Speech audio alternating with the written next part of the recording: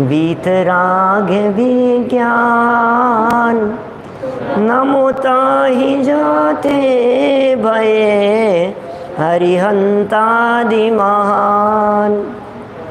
मंगल करी हो महा ग्रंथ करन के काज, जाते मिले समाज सब पावे निज पद राज, पावे निज पद राज।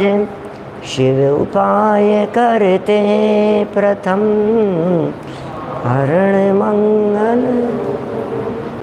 विघ्न विनाशक सुख करण। नमो शुद्ध शिव भूप, नमो शुद्ध शिव भूप। मोक्ष मार्ग प्रकाशक नामक ये ग्रंथ है आचार्य कल्प पंडित प्रवर टोडरमल जी साहब की। यह सुंदर अनुपम रचना 9वां अधिकार संपन्न हो रहा है और हो सकता है हमारे पास में सिर्फ कल तक का ही समय हो जीवन में। टोडरमल जी का जीवन पूरा होगा संभवतः कल। जितना लिख गए हैं वो हमारे लिए पर्याप्त है। जितना वे बताकर चले गए हैं उतना भी यदि जीवन में उतर जाए तो सच में निहाल हो जाए, कल्याण हो जाए। जितनी बातें बताई है इन्होंने उतनी भी यदि समझ में आ जावे तो बस फिर और समझना क्या है। जिनागम का निचोड़, जिनागम का सार इन्होंने यहाँ भर दिया है। पेज नंबर 338 पर अपनी चर्चा चल रही थी और इस चर्चा में सम्यक्त्व के भेद बतलाए और उन भेदों में एक सम्यक्त्व मार्गणा कही। सम्यक्त्व मार्गणा के भेदों में मिथ्यात्व को भी शामिल किया। देखने में तो अटपटा सा लगता है, भेद सम्यक्त्व मार्गणा के और नाम गिना रहे मिथ्यात्व। तो ऐसा लगता है ना कि क्या कह रहे हो आप, ये बात कुछ जच नहीं रही है।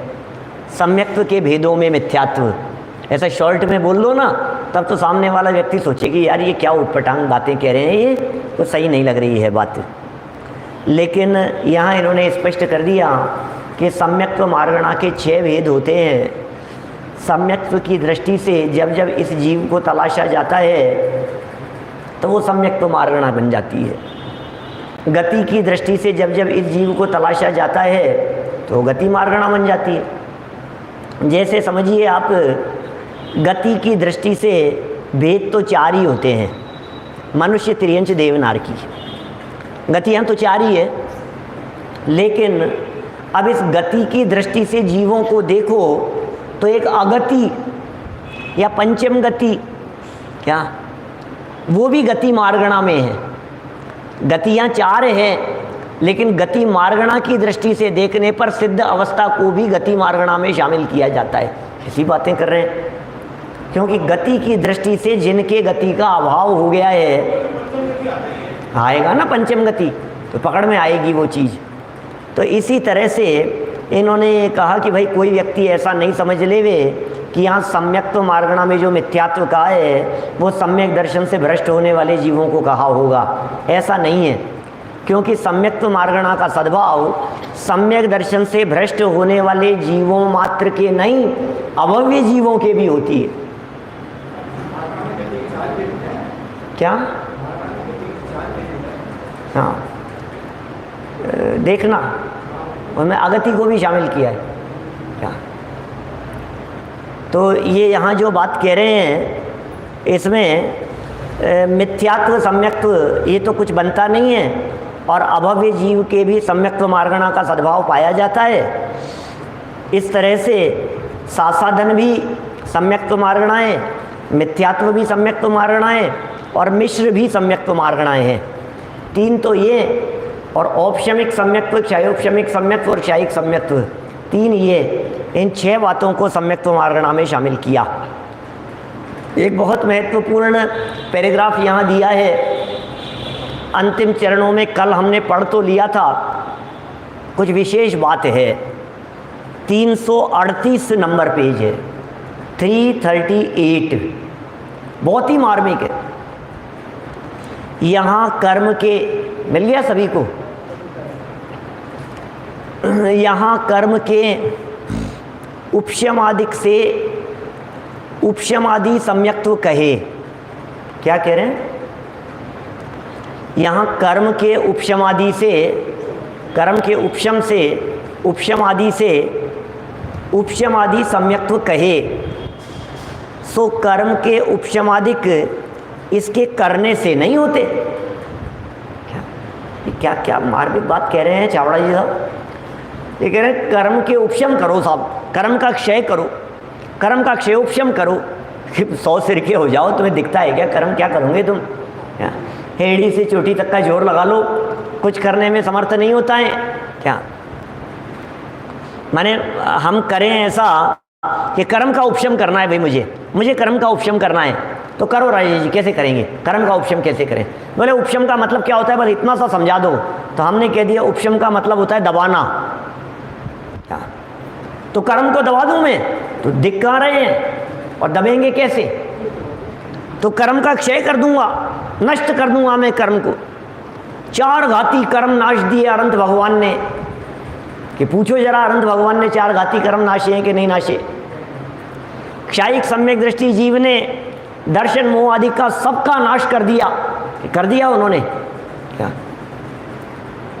कोई तो ऐसा मानते हैं कि कर्म हमें रुलाता फंसाता है, और कोई ऐसा मानते हैं कि इन्होंने कर्म को नष्ट कर दिया है। बोले दोनों की एक समान मिथ्या मान्यता है। अब क्या कहें?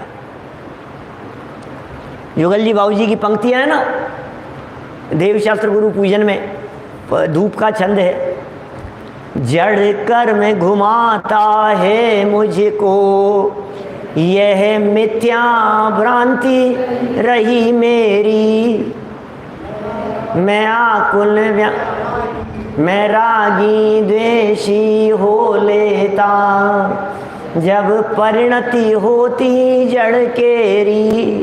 बोलो, माने मैं कर्म को करता हूँ या कर्म मेरे करता हैं? मैं कर्म को बांधता हूँ या मैं कर्म को छोड़ता हूँ? ये दोनों ही प्रकार की मान्यताएं मिथ्या मान्यताएं हैं। जब यह चेतन आत्मा अपने चैतन्य आत्म तत्व को जानता पहचानता है, जब यह चेतन आत्मा अपने स्वरूप को समझता है, अपने में अपनापन करता है, तो कर्म के उपशमादिक स्वयमेव होते हैं। ये शब्द हैं पंडित जी के। बोलो करने से नहीं होते। कितनी गजब की बात कह दी है। और हम पीछे पड़े हैं कर्मों के, कर्म छोड़ो, कर्म छोड़ो, कर्मों को जीत लिया, कर्मों को जीतना है, कर्मों को नष्ट करना है, कर्मों का ऐसा कर देंगे, कर्मों का ऐसा कर देंगे। कर्म को भाई साहब, कर्मों को तो जीतना ही पड़ेगा मोक्ष जाने के लिए। मास्टर साहब, कर्मों को तो जीतना ही पड़ेगा। कर्मों को जीते बिना थोड़ी ना पार पड़ेगी। आखिर मिथ्यात्व को नष्ट कर दूंगा मैं। क्या? मिथ्यात्व को नष्ट करो भाई साहब, नाश कर दो मिथ्यात्व का। वे कह रहे हैं यहाँ कर्म के उपशमादिक से उपशमादि सम्यक्त्व कहे हैं, कहे तो हैं। सो कर्म के उपशमादिक इसके करने से नहीं होते। ओहो, क्या कह रहे हैं? ये बातें कही तो है, लेकिन कर्म के उपशमादिक इसके करने से नहीं होते। कर्मों में हमारी चलती नहीं है भाई। जिस तरह से परद्रव्य में नहीं चलती है, जिस तरह से जड़ वस्तुओं में नहीं चलती है, जिस तरह से घर बार महल मकान में नहीं चलती है, जिस तरह से पत्नी पुत्र परिवार में नहीं चलती है, जिस तरह से शरीर परद्रव्य होने से उस पर नहीं चलती है, ठीक उसी प्रकार ये जो कर्म है, ये कर्म भी जड़ हैं, परद्रव्य हैं, इस पर भी नहीं चलती है। क्या? कर्म भी तो जड़ हैं, कर्म भी तो पर हैं, कर्म भी तो अचेतन है, इस पर भी हमारी नहीं चलती है। विचार करना गंभीरता से, जो बातें यहाँ कही जा रही है। उपशमवादी करने से नहीं होते, यह तो फिर अपने हाथ में क्या है भाई साहब, कर्म नष्ट नहीं करूं तो फिर मैं क्या करूं। तो ये कह रहे हैं यह तो तत्व श्रद्धान करने का उद्यम करे। अब बोलो इससे ज़्यादा सरल शब्दों में क्या कहें। यह तो तत्व श्रद्धान करने का उद्यम करे, उसके निमित्त से स्वयमेव कर्म के उपशमादिक होते हैं। माने चावड़ा जी साहब, अपना काम तो तत्व श्रद्धान करने का है, तत्व निर्णय करने का है, अपना काम तो जानने समझने का है। विषय को समझो, भगवान की वाणी को, शास्त्रों को, और उस पर भरोसा करो। क्या बोलो, समझ में आ रही है बात? माने आप सिर्फ और सिर्फ भरोसा करो, सिर्फ और सिर्फ श्रद्धा करो इस बात के ऊपर, और कुछ नहीं करना है। एक द्रव्य दूसरे द्रव्य का कर्ता धर्ता नहीं है। इस श्रद्धा के अलावा दूसरा और कुछ भी हमारे हाथ में नहीं है। अपने में अपना काम होता है, पर में अपना काम नहीं होता है, सिखा रहे हैं यहाँ पर। ये वैसा ही वाक्य नहीं है जैसा 262 पे दिया था। बुद्धिपूर्वक अपना कार्य तो तत्व निर्णय में तद्रूप होकर उपयोग को लगाना ही है, ये वाक्य था ना 262 पे। हे जीव, तेरा बुद्धिपूर्वक कार्य क्या है? तत्व निर्णय में अपने उपयोग को तद्रूप होकर के लगाना। 262 नंबर पेज पर था, सेंटर में लाइन है। करण लब्धि का प्रकरण चल रहा था कि साहब कैसे करूंगा, अधयकरण कैसे होगा, पूर्वकरण कैसे होगा, निवृत्तिकरण। बोले चिंता मत कर, तू तो अपने उपयोग को अपने में लगा, सब काम अपने आप हो जाएगा। और वैसा ही वाक्य कह रहे हैं, ये तो तत्व श्रद्धान करने का उद्यम करे, बस ये इसके हाथ में, उसके निमित्त से कर्म के उपशमादि स्वयं होते हैं, तब इसके तत्व श्रद्धान की प्राप्ति होती है। ऐसा जानना, ऐसा सम्यक्त्व के भेद जानना, इस प्रकार सम्यक दर्शन का स्वरूप कहा। इस तरह से हम यहाँ सम्यक दर्शन के स्वरूप की चर्चा को संपन्न कर चुके हैं। आगे बढ़ेंगे। अभी पिछले भेद प्रभेद बस थोड़ा थोड़ा सा अपने उपयोग में रखना कि सम्यक दर्शन के भेद आदिक जिनागम में कितनी अपेक्षाओं से कहे हैं। यद्यपि बीच बीच में कई दिनों से मैं कहता आ रहा हूँ, निश्चय सम्यक्त्व, व्यवहार सम्यक्त्व, निसर्गत सम्यक्त्व, अधिगमत सम्यक्त्व, फिर औपशमिक क्षयोपशमिक सम्यक्त्व, है ना। इसी तरह से मारणा की दृष्टि से 6 भेद और 10 भेद आज्ञादिक की दृष्टि से, ये कितनी प्रकार से सम्यक दर्शनों की चर्चाएं की है यहाँ। ये बातें बराबर हमारे ख्याल में होनी चाहिए। क्या देखिए क्या कह रहे हैं, सम्यक दर्शन के 8 अंग, ये प्रकरण अब हम यहाँ आगे बढ़ा रहे हैं। सम्यक दर्शन के 8 अंग, यद्यपि 8 अंगों की चर्चा पिछले 1-1.5 साल में हम कई बार कई प्रकरणों में कर चुके हैं। माने हमने कई बार की है आप लोगों के बीच में। जैसे समझ लीजिए पुरुषार्थ सिद्धि उपाय में इसकी चर्चा आई, संयम प्रकाश में इसकी चर्चा आई, पीछे और भी कई जहाँ जहाँ प्रसंग बने वहाँ हमने निशंकित आदि अंगों की चर्चा की है। तो आज यहाँ निशंकित आदि अंगों की चर्चा अधिक विस्तार से करने जैसा प्रसंग नहीं है, क्योंकि ज़्यादा विस्तार से पंडित जी ने भी नहीं लिखा है। लेकिन कम से कम इन अंगों की चर्चा हमारे को बराबर मोटे मोटे तौर पर ख्याल में तो आवे। देखिए, तथा सम्यक दर्शन के 8 अंग कहे हैं। साध्य नाम याद होने हैं बेटा, है ना, होंगे याद। निशंकितत्व, निकांक्षितत्व, निर्विचिकित्सत्व, अमूढ़ दृष्टित्व, उपग्रहण, स्थितीकरण, प्रभावना और वात्सल्य, ये सम्यक दर्शन के 8 अंग हैं। ये जो तत्व जोड़ दिया है ना बाद में, त्व जोड़ दिया है, ऐसा पना, निशंकित पना, निकांक्षित पना, क्या निशंकित पना, निकांक्षित पना, निर्विचिकित्सा पना, अमूढ़ दृष्टि पना, उपगुहन पना, स्थितीकरण, वात्सल्य, प्रभावना, बोले ये 8 उसके जीवन के अंग हैं, सम्यक दृष्टि जीवन के। इसके संबंध में रत्नकरण श्रावकाचार्य में एक श्लोक लिखा है समंत भद्राचार्य देव ने नांगहीनम मलम छेत्तुम दर्शनम जन्म संततिम न ही मंत्रोक्षर न्यूनो निहंती विश्ववेदनाम। टीसी जैन साहब भरतपुर वाले क्या कह रहे हैं यहाँ? ये कह रहे हैं न अंगहीनम मलम छेत्तुम दर्शनम जन्म संततिम। न अंगहीनम, कोई अंग खत्म हो किसी का नहीं हो तो वो मल का छेदन करने में समर्थ नहीं होता। जन्म मरण के मल को छेदन करने में ये अंग रहित सम्यक दर्शन समर्थ नहीं होता। जिस तरह से सर्प का जहर यदि मंत्र में अक्षर कम ज़्यादा हो तो उतरता नहीं है,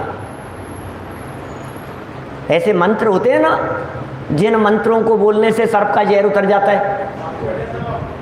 हाँ आगे बैठे ना मास्टर साहब, क्या लिखा है इनके पास में, इनकी आंखों के सामने उतार देते थे लोग, तो फ़ोन पे भी उतार देते थे ना मास्टर साहब बोल करके, फ़ोन पे भी, फ़ोन पे नहीं, अच्छा सामने।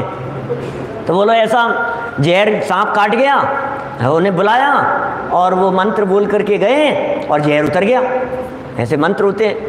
लेकिन यदि उन मंत्रों में बोलते समय कोई अक्षर कम ज़्यादा हो जाए तो बोलो वो मंत्र काम करेगा या नहीं करेगा? बोले नहीं करेगा, ऐसा मंत्र काम ही नहीं करेगा क्योंकि अक्षर कम ज़्यादा हो गए हैं।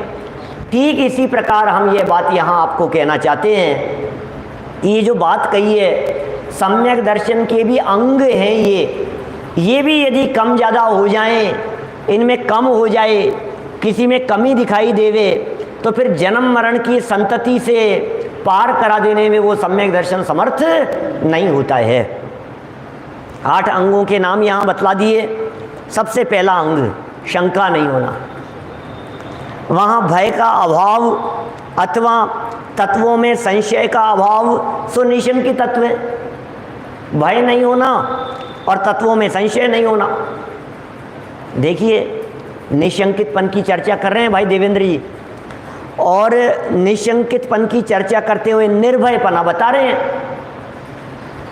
मैंने पहले भी कही है और ध्यान भी होनी चाहिए आपको बात, समयसार ग्रंथ निर्जरा अधिकार गाथा 228 से 236 तक निशंकित आदि 8 अंगों की चर्चा 8 गाथाओं में की कुंद स्वामी ने, और उसमें निशंकित अंग की व्याख्या करते हुए अमृत चंद्राचार्य देव ने 6 कलश लिखे। निशंकित के लिए गाथा लिखी कुंद स्वामी ने, और उस निशंकित पने को समझाने के लिए 6 कलश दिए। उन 6 कलश में 7 भयों की चर्चा की है। क्या 7 भयों का अभाव बतलाया है कि साहब भय तो 7 हैं, फिर कलश 6 कैसे हैं? कि पहले कलश में इहलोक और परलोक भय 2 को एक साथ ले लिया। तो 6 कलश में 7 भयों की चर्चा कर ली। माने निशंकितपन में निर्भयपना गर्भित होता है। क्या कह रहे हैं? निशंकितपना, क्योंकि डरेगा ना व्यक्ति तो संशंकित रहेगा। डर लग रहा है, डर किसका नाम है? शंका का नाम ही डर होता है। भय है ना, पता नहीं क्या हो जाएगा, पता नहीं क्या हो जाएगा, भूत नहीं आ जाए, मार नहीं देवे, डर लग रहा है, क्या मर नहीं जाऊं, ले नहीं जाए, चोर नहीं आ जाए, अकेला बैठा हुआ है, चोर नहीं आ जाए, और किसी संपत्ति धन की सुरक्षा के लिए बैठा हुआ है, ऐसा लग रहा है कोई आ नहीं जाए, कोई आ नहीं जाए, कोई आ नहीं जाए। क्या बोलो, सोचो जरा। माने ऐसा लगता है अपने को कि कैसा लग रहा है भाई साहब, हवा भी तेज चलती है ना, कोई आ गया, कोई आ नहीं गया हो। तो ये जो आपको डर लग रहा है, ये किस बात का डर है? शंका है। तो शंका का अभावपना, इसमें 2 बातें गर्भित होती है। एक तो भय का अभाव और तत्वों में शंका का अभाव। ये 2 बातें जब जीवन में होती है तो फिर कहा जाता है निशंकितपना लागू होगा। यहाँ ये निशंकितपना इस तरह से लागू होता है। हो गया निशंकितपना। विस्तार से तो खूब चर्चाएं, पहले पुरुषार्थ सिद्धि उपाय वाले जो प्रवचन हैं और जो हैं उनको सुनेंगे, बाकायदा हेडिंग है उन सबकी, तो विषय सरलता से और स्पष्ट होगा। और अपने यहाँ जिन मंदिर में तो अपन ने बहुत ही बार की है, मैं तो ऑनलाइन वालों की दृष्टि से कह रहा हूँ बात। यहाँ टोडरमल जी के मंदिर में बैठ करके तो हमने कितनी बार की है, छेड़ाला में भी की थी, ऑनलाइन में छेड़ाला में भी की है, पुरुषार्थ सिद्धि उपाय में भी की है, संयम प्रकाश में भी की है। ये 3 बार तो ऑनलाइन में कर चुके हैं अभी तक तो, और यहाँ सभा में तो अपन कितनी बार चर्चा कर चुके हैं, कितने प्रसंगों में। निशंकित हो गया। अब जब शंका नहीं होती तो फिर कांक्षा नहीं होती। क्या पूरा करूंगा अभी 8 अंगों की चर्चा को। शंका नहीं होती तो कांक्षा नहीं होती, ये क्रम है इनमें। जिस जीव को शंका नहीं है, किसमें? भगवान की वाणी पर। जिस जीव को भगवान की वाणी पर शंका नहीं है, तो फिर क्या बात कही है भगवान की वाणी में कि एक द्रव्य दूसरे द्रव्य का कर्ता धर्ता नहीं है। क्या कहा है भगवान की वाणी में कि पंचेंद्रिय विषय भोगों में सुख नहीं है। क्या कहा है भगवान की वाणी में कि बाहर में कितना भी दौड़ लो शांति मिलने वाली नहीं है। क्या यही कहा है ना भगवान की वाणी में? पैसे में सुख नहीं है, भोगों में सुख नहीं है, संपत्ति में सुख नहीं है।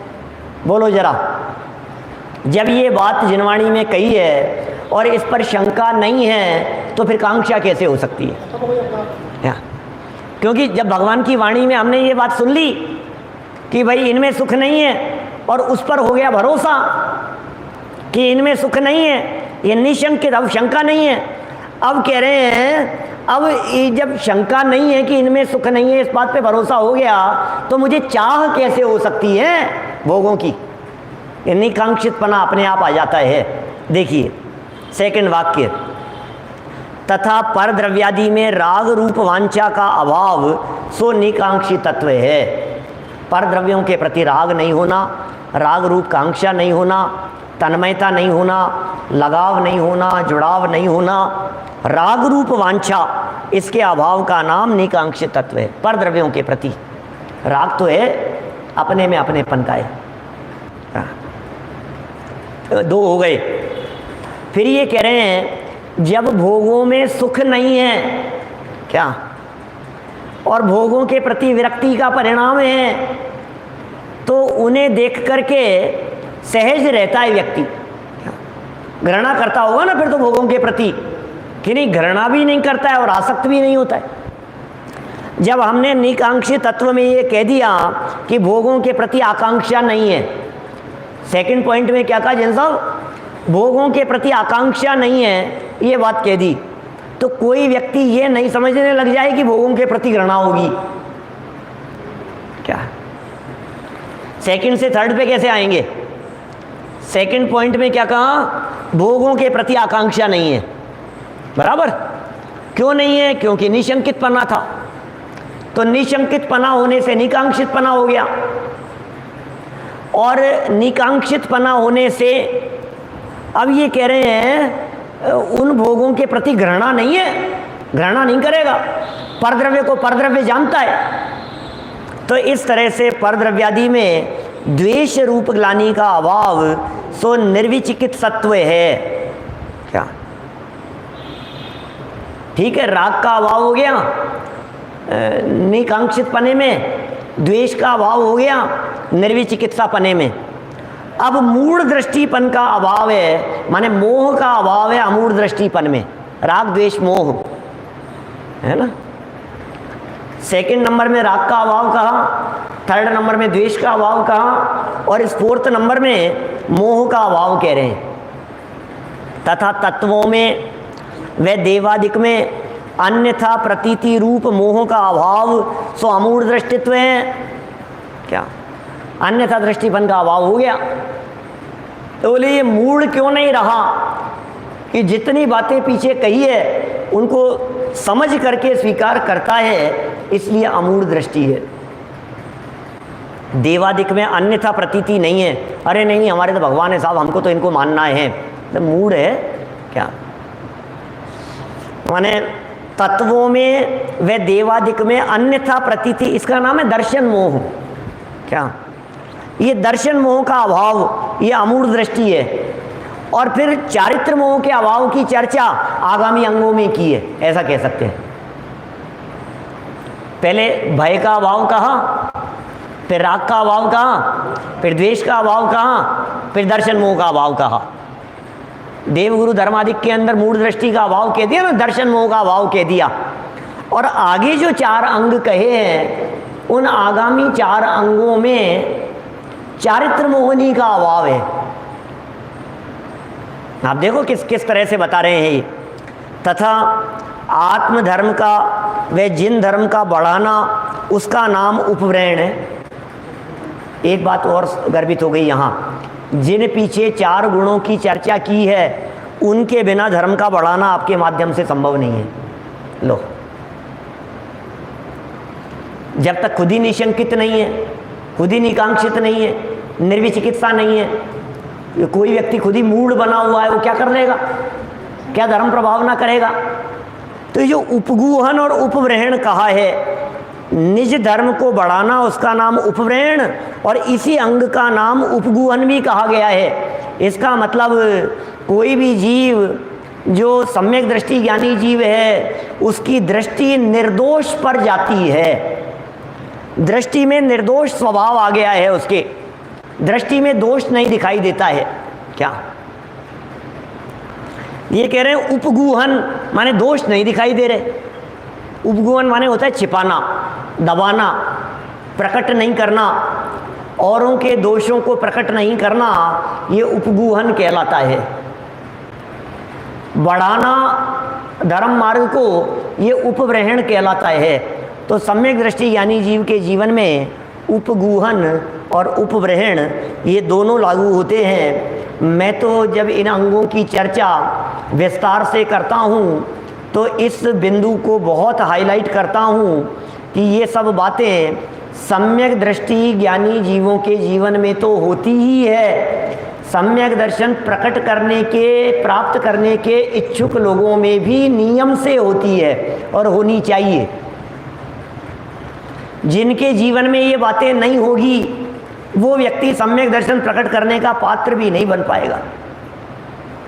जिनवाणी भगवान की वाणी इन पर शंका रखता हुआ आईएस जैन साहब, कोई व्यक्ति सम्यक दर्शन प्रकट करने का पात्र हो सकता है क्या? जिसको भोग ही भोग दिखाई देते हो, सुनील जी सर्राफ साहब, जिसे अभी आसक्ति दिखाई देती हो, वो क्या सम्यक दर्शन प्राप्त करेगा? वो सम्यक दर्शन प्राप्त करने का, प्रकट करने का पात्र नहीं हो सकता है क्या? तो क्या करें साहब? मूढ़ व्यक्ति वो क्या सम्यक दर्शन प्राप्त करेगा? देव गुरु धर्म का जिसे निर्णय नहीं है, कुदेव को गुरु कुधर्म का जिसे निर्णय नहीं है, वो क्या सम्यक दर्शन की प्राप्ति करेगा?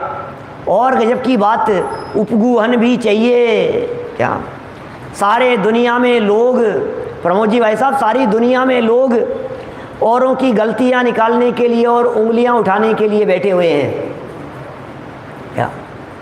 पूरी दुनिया में, प्रदीप पाटनी जी, पूरी दुनिया में ऐसे लोग हैं जो ये कहेंगे ये क्या किया है इसने, ये कैसा व्यक्ति है? अरे यार क्या अच्छी बातें कह रहे हो आप, हमने देखा है उनको, इनकी क्या हालत है, ये ऐसे हैं, ये ऐसे हैं, मैं जानता हूं उनको ऊपर से क्या है और अंदर से क्या है। इस तरह से धर्म और धर्मात्माओं की दुनिया भर में निंदा करने वाले क्या जगत में बहुत मिलेंगे। ये कह रहे हैं लेकिन वे सब मिथ्या दृष्टि जीव हैं, स्वयं के मिथ्यात्व को देख नहीं रहे हैं और दूसरों के ऊपर उंगलियां उठा रहे हैं।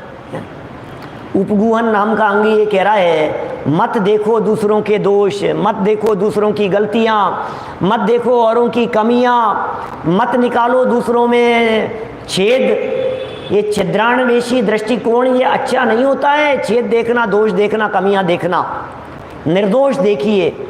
सम्यक दर्शन प्राप्त करने का पात्र जीव अपने आप को देखता है भगवान क्या, और जगत के जीव उसे दिखाई देते हैं भगवान क्या। अपने को भी निर्दोष देखा है और जगत के जीव भी उसे निर्दोष दिखाई दे रहे हैं। स्वयं भी परमात्मा देख रहा है अपने आप को और दुनिया के जीव भी उसे परमात्मा दिखाई दे रहे हैं। भूले ला भगवान छे, ऐसा सब जीव भगवान है, सब जीव परमात्मा है। हर आत्मा में देखो भगवान बस रहा है, ऐसे भगवान दिखते हैं। उपगूहन हो गया। अब कह रहे हैं ये उपगूहन, इसमें क्या होता है, वहाँ धर्मात्मा जीवों के दोष ढकना, ऐसा उसका अर्थ जानना। उपगूहन का अर्थ क्या है? धर्मात्माओं के दोषों को ढकना क्या। सही में तो धर्मात्माओं में दोष होते ही नहीं है क्या। धर्मात्माओं में दोष नहीं होते, लेकिन फिर भी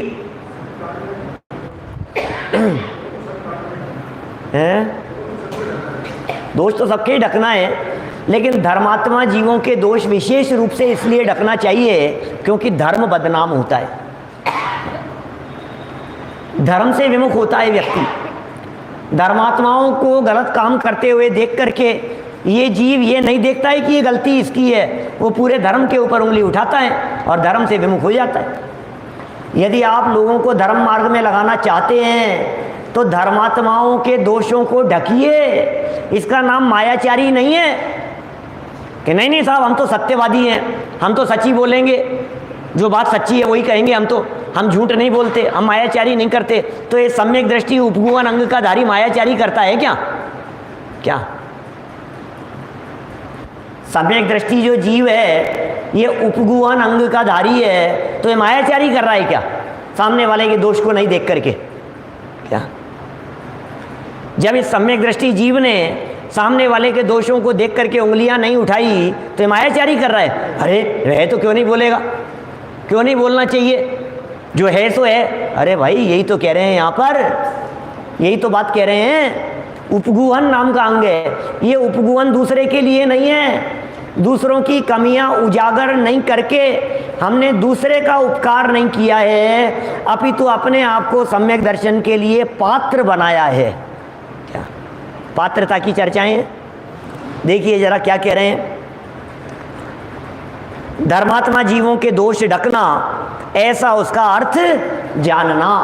क्या नहीं तो क्या होता है, धर्मात्मा जीवों का बहाना बना करके लोग शिथिलाचार का पोषण बहुत करते हैं। अरे वो पंडित जी रात को पानी पीते हैं तो मैं क्यों नहीं पी सकता हूं? क्या अरे वही ऐसा करते हैं तो मैं क्यों नहीं कर सकता हूं? आप समझ रहे हैं बात? अरे हमने तो उनको ही देखा था वही कर रहे हैं। अरे तो भाई तुमने जो वो देखा था वो करने योग्य नहीं है, इसलिए अच्छा तो यही है कि तुम देखो ही मत। क्या नहीं तो क्या होगा? अच्छा पोषण किसका करना है, रात्रि भोजन का करना है या रात्रि भोजन नहीं करने का करना है?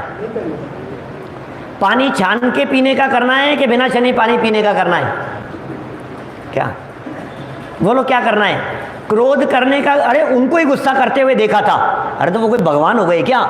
क्या इसलिए एक बात का हमेशा ध्यान रखना, ये जो बातें कही गई है जनवाणी में, मैं कभी कभी कहता हूँ ज्ञानी धर्मात्मा व्यक्तियों के संबंध में, विशेषकर उन ज्ञानियों के संदर्भ में जो वर्तमान में जीवित हैं, जो ज्ञानी धर्मात्मा विद्वान लोग परलोक सिधार गए हैं, क्या उनका तो जीवन हमें पता नहीं है, वे कैसे उठते बैठते थे, कैसे चलते थे। लेकिन जो अभी वर्तमान में जीवित हैं, अब उनके जीवन को देख देख करके वही ऐसा करते हैं। उन्होंने ऐसा कर लिया, वो वहाँ चले गए, उनके साथ ऐसा हो गया, उन्होंने ऐसा कर लिया। तो एक बात हमेशा ध्यान रखना, आत्मकल्याण के लिए कह रहा हूँ भाई देवेंद्र जी, क्या कह रहा हूँ, वे ज्ञानी धर्मात्मा स्वाध्यायी आत्मार्थी व्यक्ति क्या करते हैं ये हमारे लिए महत्वपूर्ण नहीं है, वे क्या कहते हैं ये हमारे लिए महत्वपूर्ण है। क्या कहा प्रमोद जी भाई साहब? क्या करते हैं ये महत्वपूर्ण नहीं है, वे क्या कहते हैं ये हमारे लिए महत्वपूर्ण है। कोई भी विद्वान हो, देश के समाज के सब बड़े बड़े श्रेष्ठ विद्वानों की बात कीजिए आप, क्या कर रहे हैं? अरे साहब हमने तो उनको देखा है, रात को चाय पीते हुए देखा है। क्या तो क्या करते हैं वो मत देखो, लेकिन यदि आप उनसे पूछोगे कि चाय पीने लायक है क्या रात को, तो कहेंगे तो यही कि नहीं पीना तो नहीं चाहिए। क्या चाय ही क्यों, बोलने में तो यही कहेंगे कि रात को पानी भी नहीं पीना चाहिए। इसका मतलब क्या हुआ कि जो कह रहे हैं वो आगम वाक्य है, जो कह रहे हैं वो जिनवाणी की चर्चा है, और जो कर रहे हैं ये उनकी व्यक्तिगत कमजोरी है। क्या कहा? जो कह रहे हैं ना तो जनवाणी की बात कह रहे हैं, विद्वान वक्ता है, जनवाणी की गद्दी पर बैठ करके क्या कहेंगे? जनवाणी की बात कहेंगे। और कर क्या रहे हैं कि वो व्यक्तिगत कमजोरी है उनकी। तो जो व्यक्तिगत कमजोरी है उसका बहाना बनाकर शिथिलाचार का पोषण करना रंच मात्र भी योग्य नहीं है। हाँ सही बात है। देखिए यहाँ कितना सुंदर कह दिया है टोडरमल जी साहब ने, वहाँ धर्मात्मा जीवों के दोष ढकना, ऐसा उसका अर्थ जानना। मैं नहीं कह रहा हूँ, उपगुहन सिखा रहा है क्या। मैं तो कहता हूँ मेरी कोई गलती यदि आपके पकड़ में आती है तो आप मुझे बताइए क्या। इसलिए बात तो यहाँ उपगुहन अंग की चल रही है तथा अपने स्वभाव। आगे बढ़ते हैं स्थितिकरण के लिए। देखो उपगुहन के बिना स्थितिकरण नहीं होता, ये और समझ लेना। क्या क्या बातें हैं, एक से एक अंग जुड़े हुए हैं। जैसे हमारे शरीर के 8 अंग एक दूसरे से जुड़े होते हैं, उसी तरह से ये सम्यक दर्शन के 8 अंग एक दूसरे से जुड़े हुए हैं। ऐसा नहीं हो सकता है क्या कि कोई अंग अलग हो जाए। ये साहब ये हाथ पड़ा है किसी का, टूट करके गिरा हुआ, किसका है कि मेरा है कि नहीं, तेरा नहीं है तो अलग हो गया वो तो। अब उसको संभाल करके थोड़ी ना रखेगा, माने वो तो अलग हो गया। तो अलग हो जाने वाले अंगों की चर्चा नहीं है। सम्यक दृष्टि के सारे ही अंग एक दूसरे से जुड़े रहते हैं। उपगुहन के बिना स्थितिकरण नहीं होता। ये बड़ी गजब की बात है। आप यदि किसी व्यक्ति के किसी दोषों को निकालना चाहते हैं, धर्म मार्ग से विचलित होते हुए किसी व्यक्ति को धर्म मार्ग में लगाना चाहते हैं, तो आपको उपगुहन का सहारा लेना पड़ेगा, तभी स्थितिकरण हो पाएगा। आप दोषों को उजागर कर करके फिर स्थितिकरण नहीं हो सकता है। सच में यदि आपके हृदय में दिली भावना है, दिल से ये तमन्ना है कि ये व्यक्ति रात को पानी पीना छोड़ देवे, आपके मन में यदि ये भावना है, तो आप व्यक्तिगत तौर पर मिलकर के उन्हें बतलाइए। आप भावना व्यक्त कीजिए कि नहीं नहीं यार ये अच्छा नहीं लगता है, आप इतना धर्म पढ़ते हो, आप इतना स्वाध्याय करते हो, ये अच्छा नहीं लगता है, आप छोड़ दो, क्या फ़र्क पड़ता है, कौन सा इससे कोई हमारी ज़िंदगी बढ़ जाएगी, आयु बढ़ जाएगी। आप प्यार से समझा दो कि नहीं नहीं आप रोज़ाना स्वाध्याय के लिए आते हो, आप रात्रि भोजन करते हो, यार अच्छा नहीं लगता है। आप रोज़ाना जिन मंदिर में आते हो और मैं देखता हूँ रोज़ाना आपको आप बेल्ट खोल करके बाहर रखते हो और फिर दर्शन करने के लिए आते हो, बात तो अच्छी है, लेकिन आप चमड़े की पहनते हो, ये अच्छा नहीं लगता है क्या। समझा दो उनको प्यार से, तो समझेंगे वो। प्यार से समझाएंगे तो समझेंगे। और यदि आपने कह दिया ये बड़े धर्मात्मा बनते हैं, चमड़े की तो बेल्ट पहनते हैं, पता नहीं क्या समझते हैं अपने आप को, धर्मात्मा समझ रहे हैं, अब बतलाओ अब क्या होगा। वो आपका बाजा बजा देगा, छोड़ेगा नहीं क्या, आना छोड़ देगा। ये कह रहे हैं यहाँ उपगुहन पूर्वक स्थितिकरण होता है। भाई साहब ये बड़े क्या बिंदु हैं, पहले उपगुहन और फिर उसके बाद में स्थितिकरण। प्यार से समझाओ, गलती यदि है तो जरूर सुधरनी चाहिए, संभलनी चाहिए, जरूर ये गलती बराबर हो। तो ये कह रहे हैं जिन धर्म में अपने को व पर को स्थापित करना सो स्थितिकरण है क्या, तथा अपने स्वभाव में वे जिन धर्म में, स्वभाव में और जिन धर्म में अपने को व पर को स्थापित करना सो स्थितिकरण है। माने स्थितिकरण में 2 बातें शामिल होती है, अपने को भी स्थित करना और पर को भी स्थित करना। लेकिन एक मार्मिक शब्द पंडित जी साहब ने यहाँ दिया है, अपने आप को तो स्वभाव में स्थित करना, ये तो निश्चय से स्थितिकरण है। व्यवहार से अपने आप को धर्म मार्ग में स्थिर करना, ये व्यवहार से स्थितिकरण है। और जब स्वयं को धर्म मार्ग में स्थित करता है, अपने स्वभाव में स्थित करता है, जिन धर्म में स्थापित करता है, और जगत के जीवों को भी धर्म मार्ग में स्थिर करता है, वो भी व्यवहार से स्थितिकरण कहलाता है। ठीक है ना, कितनी बातें हो गई स्थितिकरण में, लेकिन उपगुहन पूर्वक होगा स्थितिकरण। बिना उपगुहन के यदि आप स्थितिकरण करना चाहेंगे तो फिर वो स्थितिकरण नहीं हो पाएगा। इसलिए उपगुहन के लिए स्थितिकरण यदि आपको करना है, उपगुहन पूर्वक स्थितिकरण कीजिए तो स्थितिकरण होगा। चलिए कोई बात नहीं। फिर अब कह रहे हैं प्रभावना, शब्द पहले दे दिया इन्होंने, और फिर बाद में वात्सल्य दिया है। जो वात्सल्य और प्रभावना इस तरह का क्रम है। तथा अपने स्वरूप की व जिन धर्म की महिमा प्रकट करना तो प्रभावना है। अपने स्वरूप की भी महिमा प्रकट करे और जिन धर्म की भी महिमा प्रकट करे। देखो, जब हमने बात कह दी उपगुहन की और स्थितीकरण की, जब तक धर्मात्माओं के जीवन में स्थितीकरण नहीं होता तब तक प्रभावना नहीं होती। क्या? जब तक धर्मात्माओं के प्रति ये उपगुहन नहीं होगा तब तक प्रभावना नहीं होगी, क्योंकि उपगुहन में प्रभावना छिपी हुई है। आपको यदि जिन धर्म की प्रभावना करनी है तो उपगुहन के बिना प्रभावना नहीं हो सकती। आज मैं कहता हूं, इस दुनिया में कौन व्यक्ति ऐसा है जो निर्दोष होगा? कौन व्यक्ति ऐसा है जिसमें किसी भी प्रकार की कमी नहीं होगी?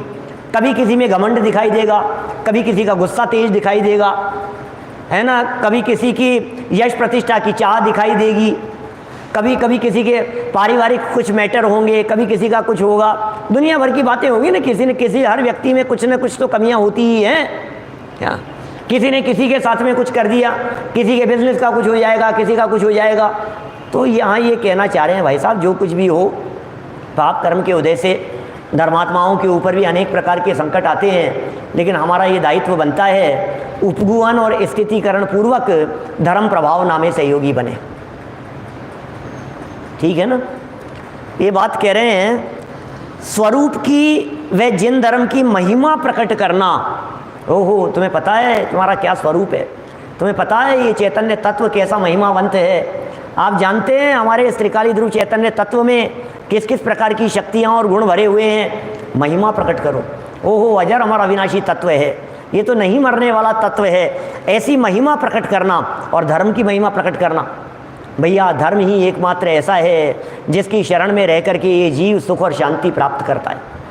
धर्म ही एकमात्र ऐसा है जिसके साथ होने पर ये जीव कहीं भी चला जाए लेकिन ये जीव दुखी नहीं होता। ये बातें कहनी पड़ेगी।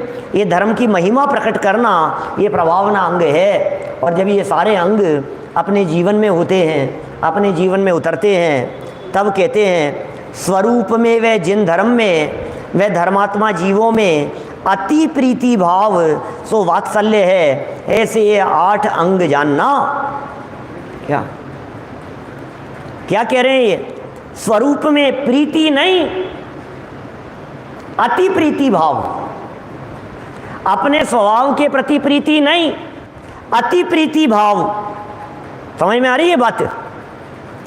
जिन धर्म में भी, स्वरूप में भी और धर्मात्माओं में भी साधर्मियों के प्रति वात्सल्य का भाव होता है। कभी कभी समाज में हम ऐसा सुनते हैं, आजकल तो लोगों में वात्सल्य भाव बचा ही नहीं है। क्या? आजकल तो लोगों में साधर्मियों के प्रति प्रीति ही नहीं है। पता नहीं कैसा ज़माना आ गया है, क्या आ गया है। कोई किसी को पूछता ही नहीं है, कोई किसी को समझता ही नहीं है। घर में वात्सल्य नहीं है, धर्मात्माओं के प्रति वात्सल्य नहीं है, परिवार में आपस में नहीं है। कैसा ज़माना आ गया है। मैं एक बात ज़रूर पूछता हूँ, क्या कि एक बात बतलाइए मुझे, ये वात्सल्य का अभाव किस में है? सारी दुनिया में ही दिखाई दे रहा है कि नहीं? तुम तो अपने में बताओ। क्या तुम्हारे में खुद में वात्सल्य की कमी है कि भरपूर है कि नहीं? मेरे में तो है। क्या तो तुम्हारे में है तो तुम्हारा वात्सल्य ही तुम्हारे काम आएगा। दुनिया में वात्सल्य नहीं है, ये कैसे कहते हो? यदि तुम्हारे में वात्सल्य नहीं है तो स्वयं अपने आप में वात्सल्य को डेवलप करने का प्रयास करो। क्या? और दुनिया में नहीं है तो इस बात को आज के बाद में दोबारा मत कहना, क्योंकि ये अप्रभावना है, इसमें उपगुहन का घात है। हमें बताओ तो सही किसमें वात्सल्य नहीं है? अरे भाई साहब, मेरे चाचा जी के लड़के हैं, उनमें बिल्कुल वात्सल्य नहीं है। अच्छा, उनमें वात्सल्य नहीं है तो तुम में उपगुहन नहीं है। क्या समझ में आ रही है क्या? यदि तुम ये कह रहे हो कि उनमें नहीं है, उनमें नहीं है, उनमें नहीं है, तो तुम में भी तो कुछ नहीं होगा कि नहीं? मुझ में तो सब है, मुझ में तो सब है बराबर। कि तुम में क्या है? अभी तो प्रकट दिखाई दे रहा है कि उपगुहन नहीं है। तो इसका मतलब यह है कि भैया सबसे पहले तो इन 8 अंगों को अपने जीवन में पालन करने का प्रयास किया जाना चाहिए। निशंकित पना किसी और के लिए नहीं है, मेरे लिए है। निकांक्षित पना मेरे में होना चाहिए, निर्विचिकित्सा पना मेरे में होना चाहिए। अमूढ़ दृष्टि, उपगुहन, स्थितिकरण, वात्सल्य और प्रभावना, ये सब औरों में नहीं मुझ में होना चाहिए, क्योंकि इस जिनवाणी की रचना तो किसी और के लिए नहीं, मेरे ही लिए की गई है। ये शास्त्र कह रहे हैं, ये मोक्ष मार्ग प्रकाशक ग्रंथ की रचना किसके लिए है? कि मेरे लिए है। तो इस तरह से ये कह रहे हैं, स्वरूप के प्रति भी प्रीति भाव होना, धर्म के प्रति भी प्रीति भाव होना। और समंत भद्राचार्य का कहना है, न धर्मो धार्मिकेर बिना, क्या कोई भी धार्मिक व्यक्ति धर्म के बिना नहीं होता, और धर्म धार्मिक के बिना नहीं रहता। जो धर्म है वो धार्मिक के बिना नहीं रहता। इसलिए जिसे धर्म में प्रीति होगी उसे धर्मात्माओं में प्रीति हुए बिना रहेगी ही नहीं। जिसे क्रिकेट में रुचि हो और उसे MS धोनी या सचिन तेंदुलकर के प्रति प्रीति नहीं हो, क्या ऐसा कैसे हो सकता है? क्या जिसे जिसके प्रति प्रीति होगी, वो गुण जिसमें दिखाई देता है उसके प्रति भी प्रीति होगी। तो यदि सच में आपको धर्म के प्रति प्रीति है तो धर्म के प्रति प्रीति माने धर्मात्माओं के प्रति प्रीति, यह बात स्वयं ही गर्भित हो जाती है। इसलिए धर्मात्माओं के प्रति भी अति प्रीति भाव सो वात्सल्य है। ऐसे ये 8 अंग जानना। तो इस प्रकार इन 8 अंगों के नाम भी बतलाए, और 4 और 4 8, सिर्फ 8 लाइनों में ही पूरी 8 लाइनें हैं। इन 8 लाइनों में इन 8 अंगों का स्वरूप भी यहाँ बतला दिया गया है। तो जैसे मनुष्य के हस्तपातादिक अंग हैं, उसी प्रकार यह सम्यक्त्व के अंग हैं। इस प्रकार अपनी यहाँ 8 अंगों के संबंध में चर्चा आज पूरी हुई है। कल कोशिश करके अपन अपने इस ग्रंथ को यहाँ संपन्न कर लेंगे। अभी की बात को हम यहीं विराम देते हैं। चलो। हाँ।